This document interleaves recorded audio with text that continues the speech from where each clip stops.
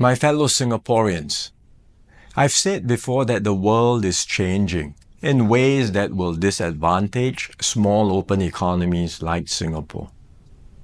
Some had previously questioned this assessment, but the recent Liberation Day announcement by the US leaves no room for doubt.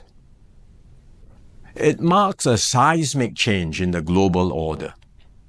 The era of rules-based globalization and free trade is over.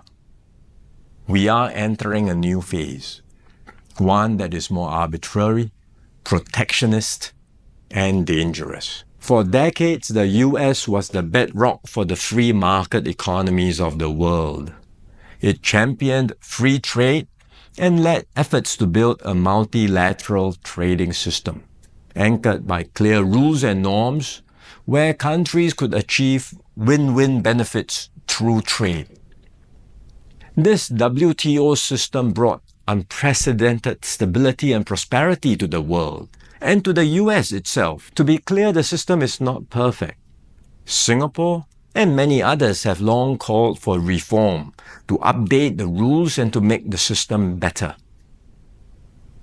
But what the US is doing now is not reform. It is abandoning the entire system it had created. Its new approach of reciprocal tariffs, country by country, is a complete rejection of the WTO framework. The US has placed Singapore in the lowest base tier with a tariff of 10%. So the direct impact on us may be limited for now, but there are wider and more profound consequences. If other countries adopt the same approach as the US, abandoning the WTO and trading only on their own preferred terms, country by country, it will spell trouble for all nations, especially small ones like Singapore. We risk being squeezed out, marginalized, and left behind. We can also expect a strong global response to America's tariffs. Singapore has decided not to impose retaliatory tariffs, but other countries may not exercise the same restraint. The likelihood of a full-blown global trade war is growing.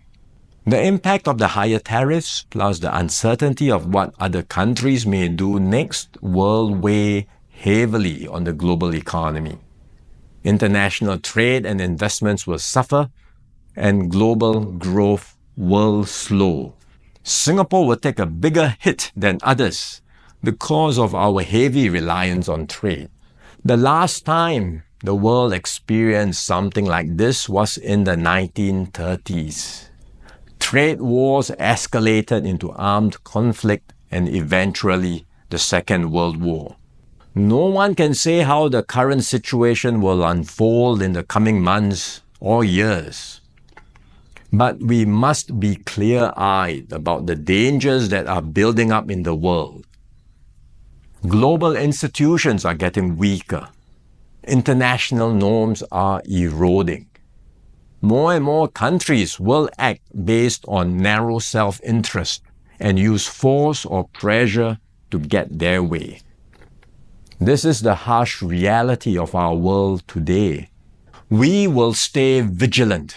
We will build up our capabilities. We will strengthen our network of partnerships with like-minded countries.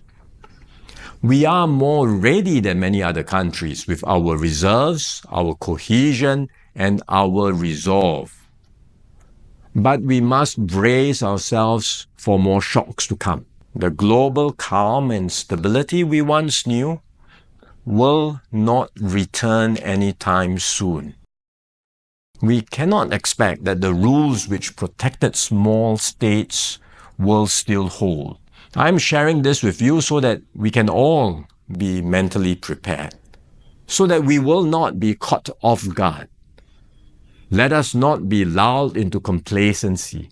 The risks are real and the stakes are high. The road ahead will be harder, but if we stay resolute and united, Singapore will continue to hold its own in this troubled world.